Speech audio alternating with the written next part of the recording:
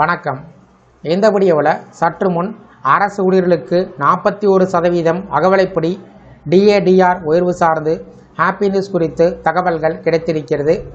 இது சார்ந்து முழு விவரத்தையும் பார்ப்போம்.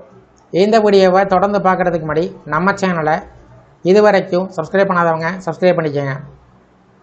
அரசு ஊழியர்கள் மற்றும் ஓய்வூதியர்களுக்கு முக்கியமான நிதி நிவாரணமாக முதலமைச்சர் 5% அகவிலைப்படி DA மற்றும் அகவிலை நிவாரணம் DR உயர்வை அறிவித்திருக்கிறார்.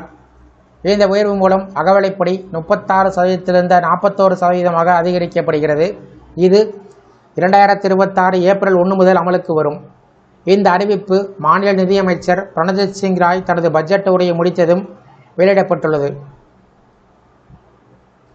இந்த தீர்மானம் மூலம் திரிபுராவில் உள்ள 1,00,000க்கும் மேற்பட்ட அரசு ஊழியர்கள் மற்றும் 80,000க்கும் அதிகமான ஓய்வூதியர்கள் நேரடியாக பயன்பெறுவார்கள். இந்த உயர்வை செயல்படுத்துவதற்கு ஆண்டுக்கு சுமார் 500 கோடி ரூபாய் கூடுதல் செலவு ஏற்படும் என்று அரசு தெரிவித்திருக்கிறது.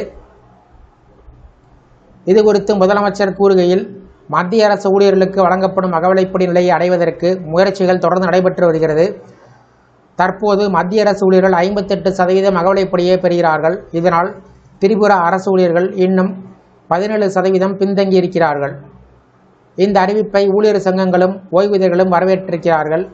அதிகரித்து வரக்கூடிய வாழ்க்கை செலவை சமாளிக்க இது மிக அவசியமான நடவடிக்கை என்று அவர்கள் கருத்து தெரிவித்திருக்கிறார்கள்.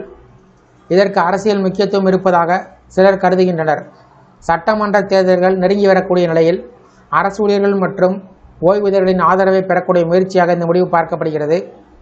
இதற்கு இடையில 2026-27 நிதியாண்டுக்கான திரிபுரா பட்ஜெட் 34,212 கோடி ரூபாயாக தாக்கல் செய்யப்பட்டிருக்கிறது. இதில் புதிய வரிகள் எதுவும் அறிமுகம் செய்யப்படவில்லை. உள்கட்டமைப்பு, டிஜிட்டல் வளர்ச்சி மற்றும் கிராமப்புற வேலைவாய்ப்பில் கவனங்கள் செலுத்தப்பட்டிருக்கிறது.